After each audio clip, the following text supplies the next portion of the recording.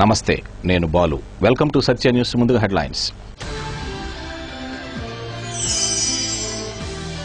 జిల్లాలో త్రాగునీటి సమస్య వస్తే సంబంధిత యంత్రాంగంపై కఠిన చర్యలు ఉంటాయి. రాష్ట్ర రవాణా, రోడ్లు, భవనాల శాఖ మంత్రి సిద్ధా రాఘవరావు హెచ్చరిక.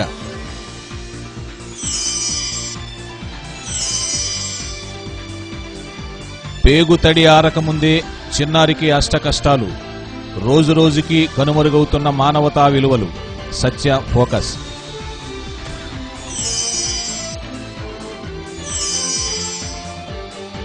విభజన చట్టంలో ప్రకటించిన ప్యాకేజీని రాష్ట్రానికి ఇవ్వాలి. MP YV Subbareddy demand.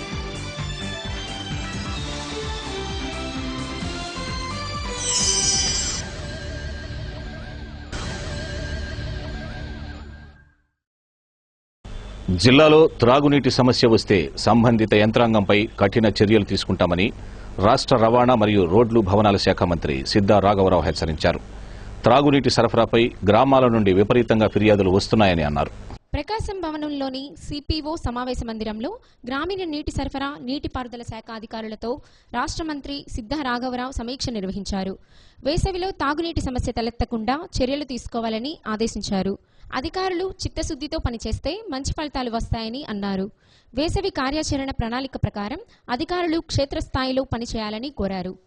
RWS, SG కీలకమైన ఈ సమావేశానికి గైర్హాజరు కావడంపై ఆగ్రహం వ్యక్తం చేశారు. వెంటనే ఎస్జీ సంజాయిషీ చెప్పాలని ఆదేశించారు. పనితీరు మార్చుకోవాలని ఎన్నిసార్లు అధికారులకు చెబుతున్నా మార్పు రావడం లేదని అసంతృప్తి వ్యక్తం చేశారు. In charge collector doctor Hari Jawaharlal, Kandukur sub collector Mallikarjunarao, RDO Kamma Srinivasarao మరియు పలువురు నీటిపారుదల శాఖ, గ్రామీణ నీటి సరఫరా విభాగం అధికారులు పాల్గొన్నారు.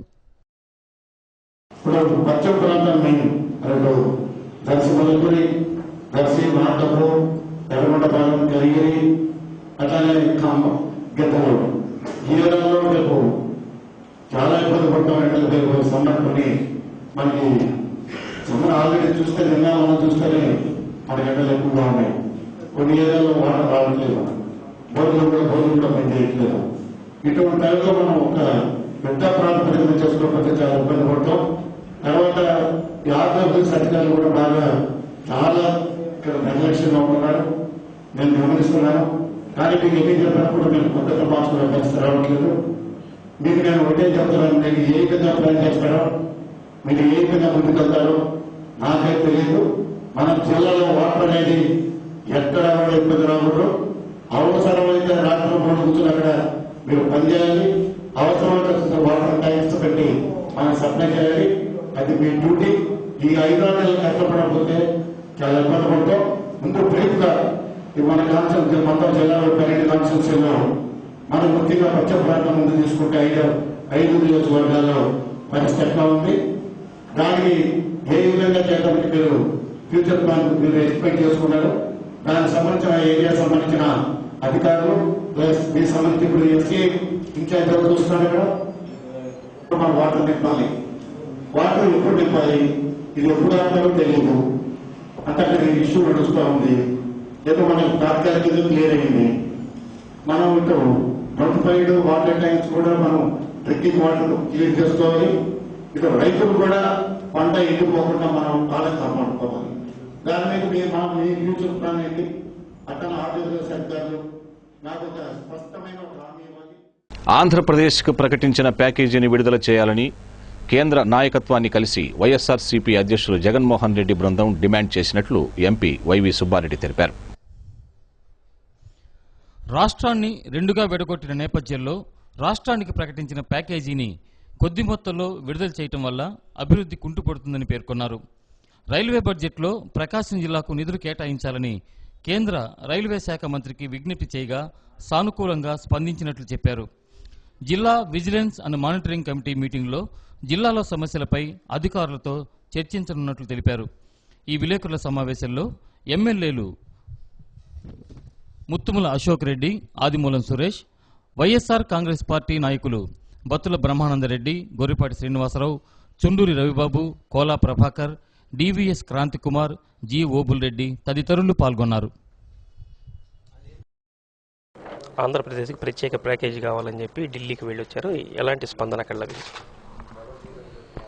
రాష్ట్రానికి స్పెషల్ స్టేటస్ ప్యాకేజ్ ఇచ్చే విషయంగా రాష్ట్ర విభజనప్పుడు పాత యూపీఏ గవర్నమెంట్ బిల్ పాస్ చేసేటప్పుడు బీజేపీ ప్రభుత్వం కూడా స్పెషల్ ప్యాకేజెస్లో మద్దతు తెలిపి ఎట్టి పరిస్థితుల్లో స్పెషల్ ప్యాకేజ్ ఇస్తామనే దాంట్లో వీళ్ళు కూడా భాగస్వామ్యం అయ్యారు. కావున బీజేపీ ప్రభుత్వానికి రాష్ట్రం విడిపోయి 8 నెలలు అయింది కాబట్టి స్పెషల్ ప్యాకేజ్ చేసే విషయంలో సానుకూలంగా స్పందించి రాష్ట్రాన్ని ఆదుకోవాలి అని చెప్పి అరుణ్ జైట్లీ గారిని, హోంమంత్రి రాజ్నాథ్ సింగ్ గారిని కలిసి వైఎస్ఆర్ కాంగ్రెస్ పార్టీ అధ్యక్షుడు జగన్మోహన్ రెడ్డి గారి నాయకత్వంలో వైఎస్ఆర్ కాంగ్రెస్ పార్టీ పార్లమెంటు సభ్యులు మొత్తం వెళ్ళి అభ్యర్థించడం జరిగింది.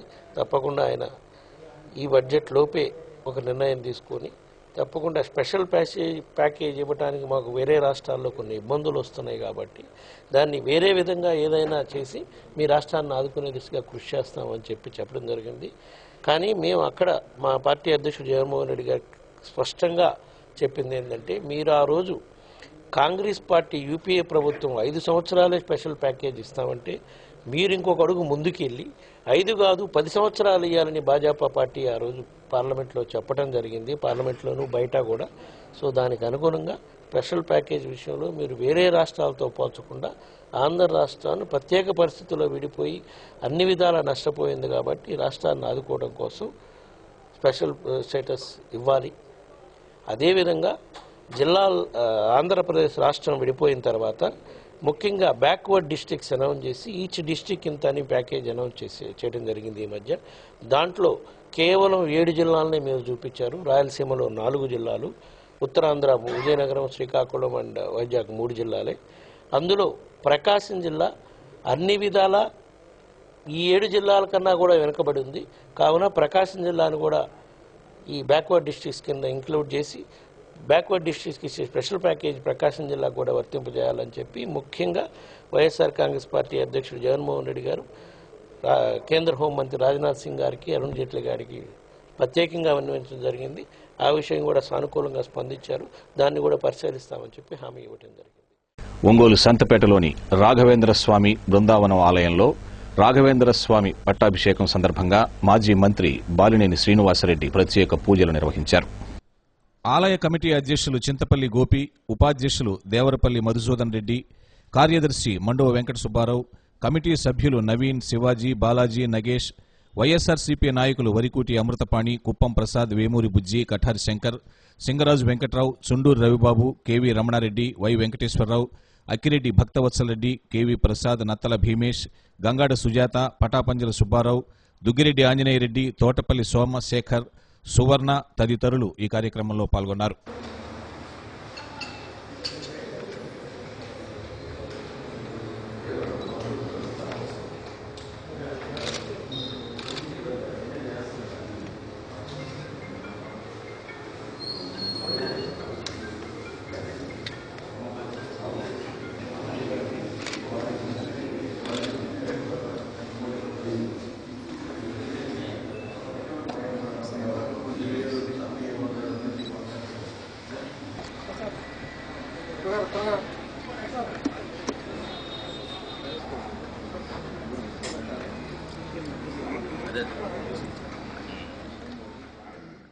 ప్రతి స్త్రీలోనూ తల్లిని చూడగలిగిన సంస్కారాన్ని పిల్లలకు నేర్పాలని చిన్మయ మిషన్ పూజ్యస్వామిని శీలానంద మాతృమూర్తులకు సూచించారు. భాగ్యనగర్లోని శ్రీరామకృష్ణ ఇంగ్లీష్ మీడియం హైస్కూల్లో మాతృవందనం కార్యక్రమం నిర్వహించగా శీలానంద ముఖ్య అతిథిగా పాల్గొని అనుగ్రహ భాషణం చేశారు.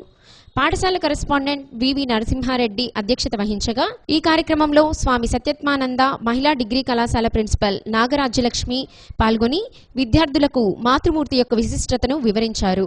మాతృవందనం ప్రాధాన్యతను పాఠశాల కరెస్పాండెంట్ నరసింహారెడ్డి వివరించారు. ఈ కార్యక్రమంలో పాఠశాల పూర్వ విద్యార్థులు ప్రమోద్, చైతన్యరెడ్డి, సైన్స్ ఉపాధ్యక్షుడు సురేష్ తదితరులు పాల్గొన్నారు. సిరులొలికించే చిన్ని నవ్వులే మణిమాణిక్యాలు, చీకటి ఎరగని బాబు కన్నులే మలగని దీపం, మా అమ్మ కోసమని ఉన్న బ్రతికున్న మా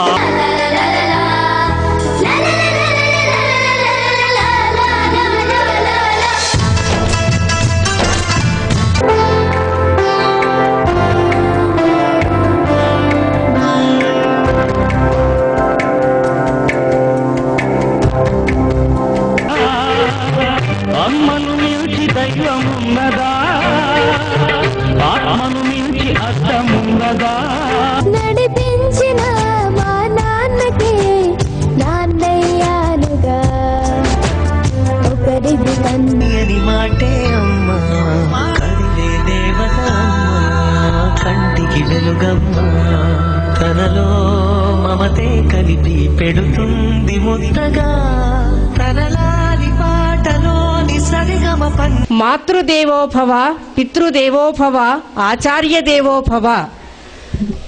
ఇది కృష్ణ యజుర్వేదంలోని ఒక మంత్రం. ప్రాచీన కాలంలో మహర్షులు గురువులు విద్యాబోధన చేసే ప్రారంభ సమయంలో ఈ మంత్రాన్ని బోధించేవారు. ఇది అర్థమైతేనే తరువాతి విద్యాభ్యాసానికి ఆ పిల్లవాడు అర్హుడవుతాడు.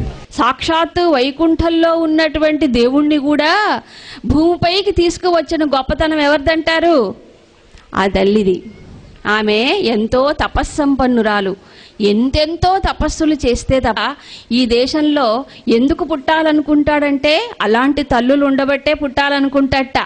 జిల్లాలో మార్చిలో జరగనున్న 10వ తరగతి పరీక్షలకు హాజరవుతున్న విద్యార్థులకు ఈ నెల 26వ తేదీ నుంచి ప్రీ పబ్లిక్ పరీక్షలు నిర్వహిస్తున్నట్లు డీఈఓ విజయభాస్కర్ తెలిపారు. ఉదయం 10 గంటల నుంచి మధ్యాహ్నం 12 గంటల వరకు పరీక్షలు జరుగుతుందన్నారు. సత్యాన్యూస్లో ఇప్పుడు ఒక స్మాల్ బ్రేక్ తీసుకుందాం. Stay with us. Back to news. పేగు తడి ఆరకముందే పాపం ఆ చిన్నారికి అష్టకష్టాలు మొదలయ్యాయి. కాన్పైన 10 రోజులకే తల్లి మరణించడంతో ఆ పసిగుడ్డును భారంగా భావించిన కసాయి తండ్రి బంధువులకిచ్చి వెళ్లాడు. కన్నవాళ్లకే లేని మమకారం మాకెందుకనుకున్న బంధువులు ఆ బిడ్డను బేరానికి పెట్టారు.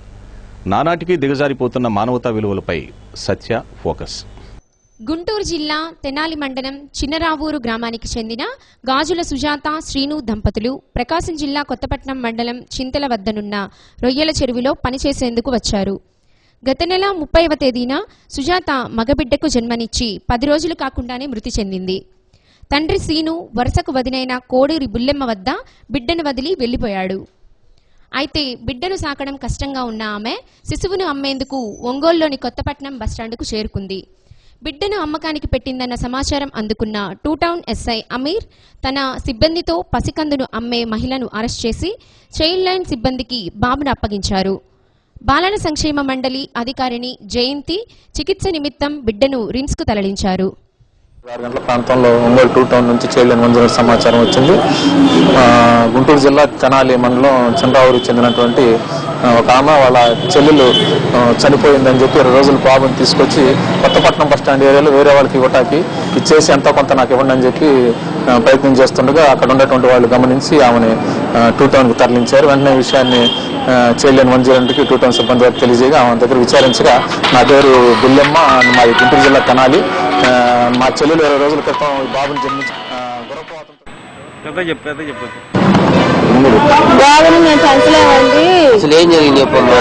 ఏం జరగలేదండి. బాబు ఊరు ఏంది చెప్పు. తెనాలి చంద్రావూరు. మా చెల్లి గారు చనిపోయింది గురపాతం వచ్చి. నేను పెంచలేను, ఎవరికో ఒకరికి ఇస్తానమ్మా, నాకు సుత్త 3 బాబులు, మా ఆయన కడుపు పని ఇచ్చేయి, ఎవరు సాగుతారని తిడుతున్నాడు. మీ కడుపులో ఉంటే ఏదో ఒకటి అమ్మ, లేకపోతే మీరు తీసుకుని మంచిగా పెంచండి అని అన్నా. ఇంకంతే.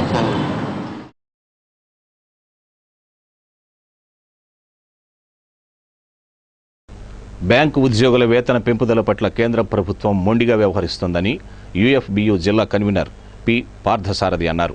ఇప్పటికైనా ప్రభుత్వం స్పందించి బ్యాంకు ఉద్యోగులకు ఆమోదయోగ్యమైన నిర్ణయం ప్రకటించకపోతే మార్చి 16వ తేదీ నుండి నిరవధిక సమ్మెలో పాల్గొంటామని తెలిపారు. బ్యాంకు ఉద్యోగులకు వేతన పెంపుదల చేయాలని డిమాండ్ చేస్తూ state bank of India main branch వద్ద బ్యాంకు ఉద్యోగుల సంఘాల సంయుక్త కార్యాచరణ కమిటీ ఆధ్వర్యంలో భోజన విరామ సమయంలో తమ నిరసన తెలియజేశారు. కేంద్ర ప్రభుత్వ ప్రతినిధిగా దేశంలోని బ్యాంకింగ్ వ్యవస్థకు యాజమాన్య బాధ్యతలు వహిస్తున్న ఇండియన్ బ్యాంక్స్ అసోసియేషన్ మొండిగా వ్యవహరిస్తోందని ఆరోపించారు. దాదాపు డజన్ సార్లు బ్యాంకు ఉద్యోగ సంఘాలతో యాజమాన్యం చర్చలు జరిపినప్పటికీ కేవలం 2% పెంపుదల మాత్రమే ప్రతిపాదించి మొత్తంగా 13% పెంచగలమని చెప్పడం అన్యాయమని అన్నారు. ఇప్పటికైనా ఐబీఏ తన వైఖరి మార్చుకొని బ్యాంకు ఉద్యోగులకు న్యాయంగా డిమాండ్ చేస్తున్న 19% వేతన పెంపుదలను ప్రకటించి తమ ఉదారభావాన్ని చాటుకోవాలని కోరారు. బ్యాంకు ఉద్యోగుల సంఘాల నాయకులు వేణుగోపాల్, రామచంద్రరావు, నరేంద్రబాబు, వేణుగోపాలరావు, బ్రహ్మయ్య, వంశీకృష్ణ, రవిప్రకాష్, శ్రీనివాస్, కృష్ణారెడ్డి, విజయమోహన్, కృష్ణమోహన్, కోటేశ్వరరావు, సాంబయ్య, శ్రీనివాస్ రెడ్డి, శోభన్ బాబు, శ్రీనివాస్, సుబ్బారావు, నాగరాజు తదితరులు ఈ కార్యక్రమంలో పాల్గొన్నారు.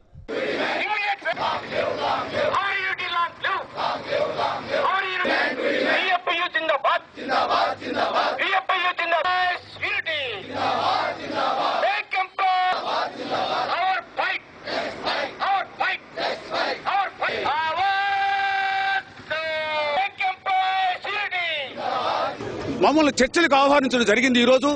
ఈరోజు లేబర్ కమిషన్ సమీక్షలో మరలా చర్చలు జరుగుతున్నాయి. మేము సక్సెస్ అవుతామని మేము అనుకోవు.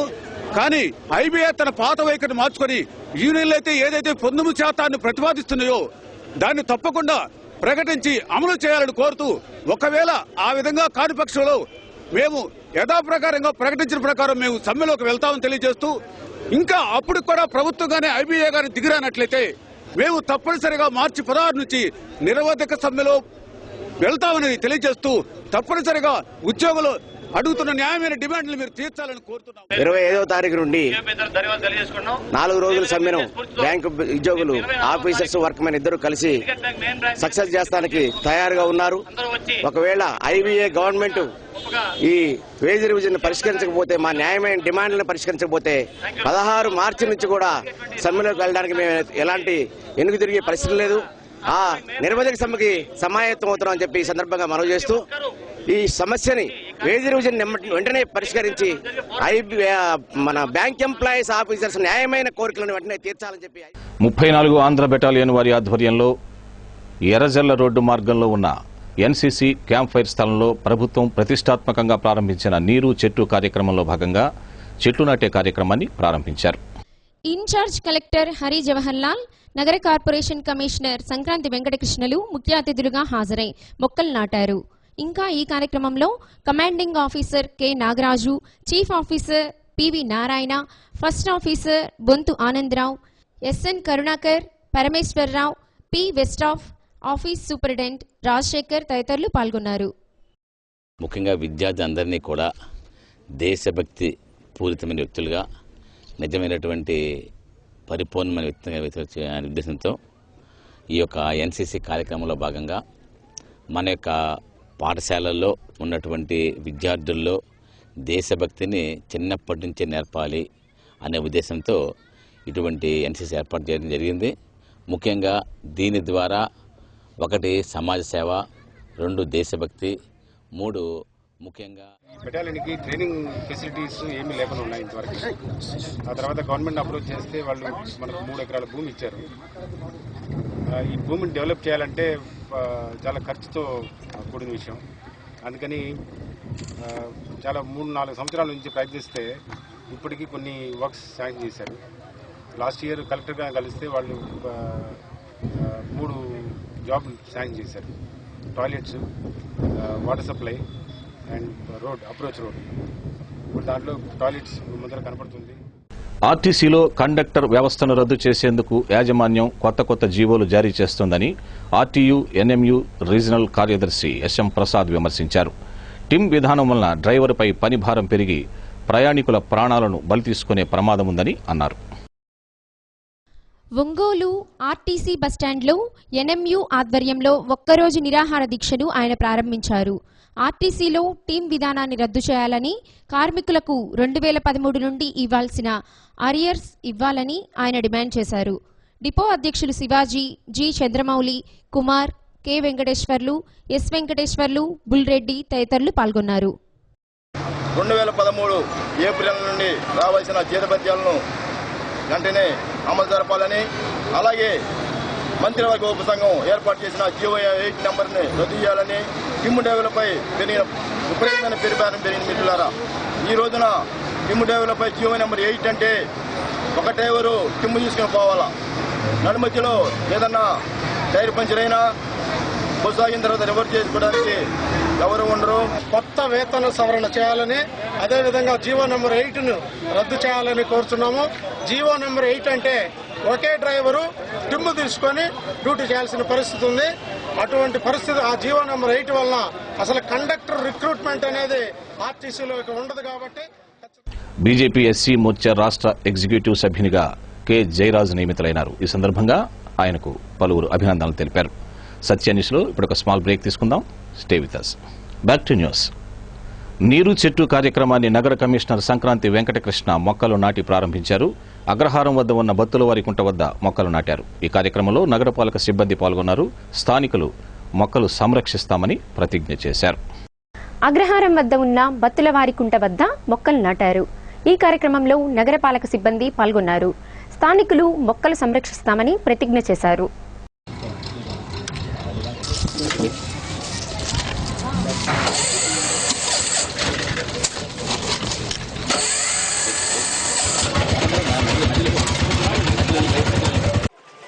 ఈ రోజున రాష్ట్ర వ్యాప్తంగా నీరు చెట్టు కార్యక్రమాన్ని రాష్ట్ర ముఖ్యమంత్రి గారు ప్రారంభించారు. అదేవిధంగా రాష్ట్రంలోని అన్ని ప్రాంతాల్లో కూడా ఈ యొక్క నీరు చెట్టు కార్యక్రమం సందర్భంగా ఈ యొక్క నీటి కుంటలకి సంబంధించి నీటి యొక్క జలరక్షణ చేయాలి, నీటిని విడిచిపెట్టుకోవాలి, వర్షపు నీటి చొక్క నేలపైన పడితే అక్కడే ఉండే విధంగా ఏర్పాటు చేసుకోవాలి. అదేవిధంగా గ్రౌండ్ వాటర్ టేబుల్ని పూర్తిగా ఇంప్రూవ్ చేసుకోవాలి. మహాశివరాత్రి పర్వదినాన్ని పురస్కరించుకుని కొత్తపట్నం మండలం మడనూరు గ్రామంలో వేంచేసి ఉన్న రామలింగేశ్వర స్వామివారి రథోత్సవం అంగరంగ వైభవంగా జరిగింది. ఈ రథోత్సవాన్ని తిలకించేందుకు జిల్లా నలుమూలల నుంచి అధిక సంఖ్యలో భక్తులు తరలివచ్చారు. స్వామివారి రథాన్ని లాగేందుకు యువకులు, మహిళలు పోటీ పడ్డారు. ఈ సందర్భంగా స్వామివారికి ప్రత్యేక పూజలు నిర్వహించారు. గ్రామ వీధుల్లోకి వచ్చిన స్వామివారి రథానికి భక్తులు హారతులు పట్టారు. జిల్లాలోని ఇతర ప్రాంతాల నుంచి ఈ రథోత్సవం చూడడానికి వచ్చిన భక్తజన సందోహంతో మడనూరు, ఈతముక్కల జంట గ్రామాల వీధులు కిటకిటలాడాయి. ఈ కార్యక్రమంలో కొత్తపట్నం ఎంపీపీ లంకపోతు లక్ష్మి, సర్పంచ్ కత్తి పద్మ, ఉప సర్పంచ్ జాలమ్మ, శంభు ప్రసాద్ రెడ్డి, వైస్ ఎంపీపీ రవీంద్రరెడ్డి తదితరులు పాల్గొన్నారు. రథోత్సవాన్ని కొత్తపట్నం మండలం తహసీల్దార్ రవిబాబు ప్రారంభించగా ఎలాంటి అవాంఛనీయ సంఘటనలు జరగకుండా సిఐ దేవప్రభాకర్, ఎస్ఐలు శ్రీనివాసరావు, నరసింహరావులు బందోబస్తు నిర్వహించారు.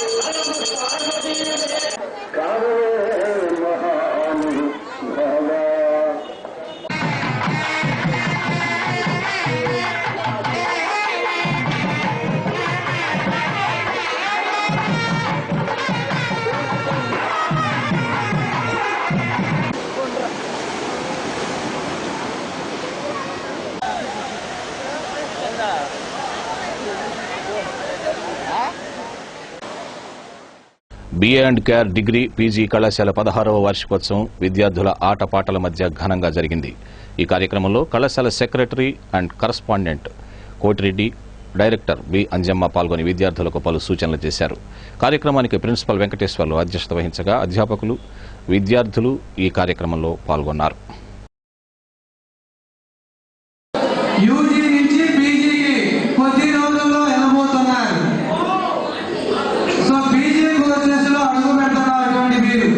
వాళ్ళు మీకు ఫేర్వెల్ పార్టీ ఇస్తున్నారు.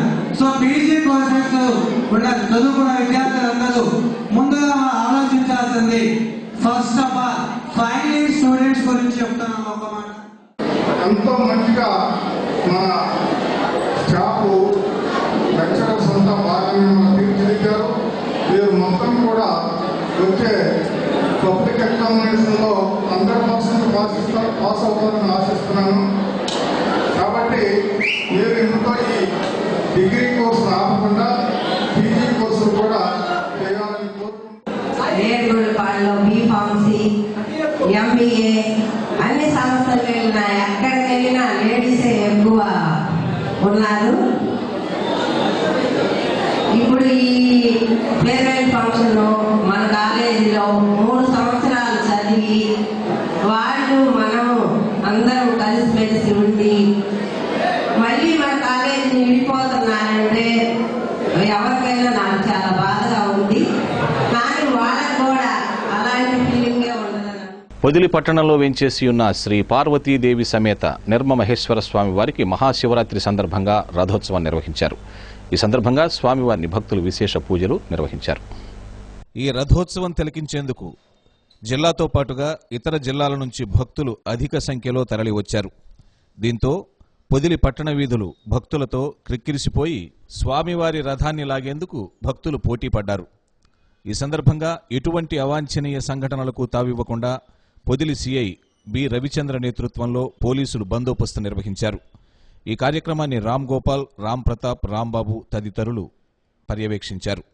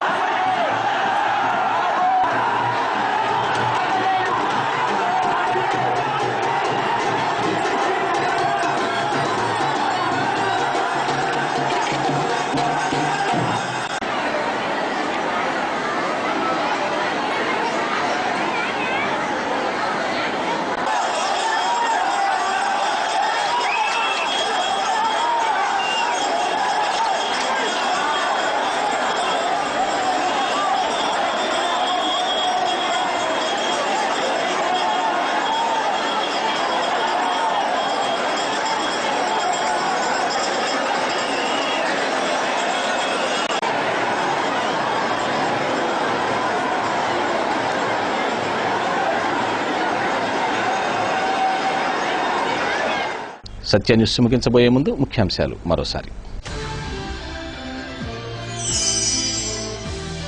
జిల్లాలో త్రాగునీటి సమస్య వస్తే సంబంధిత యంత్రాంగంపై కఠిన చర్యలు ఉంటాయి. రాష్ట్ర రవాణా, రోడ్లు, భవనాల శాఖ మంత్రి సిద్ధా రాఘవరావు హెచ్చరిక.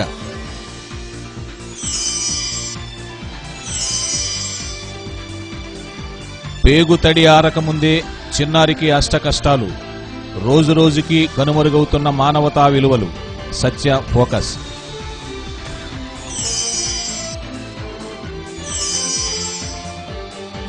విభజన చట్టంలో ప్రకటించిన ప్యాకేజీని రాష్ట్రానికి ఇవ్వాలి. ఎంపీ వైవి సుబ్బారెడ్డి డిమాండ్.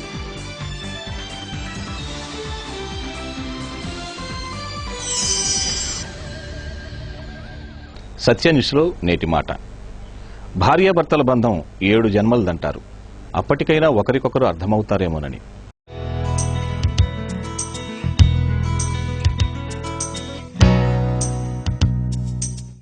సత్య న్యూస్ ఇంతటితో సమాప్తం. నమస్కారం.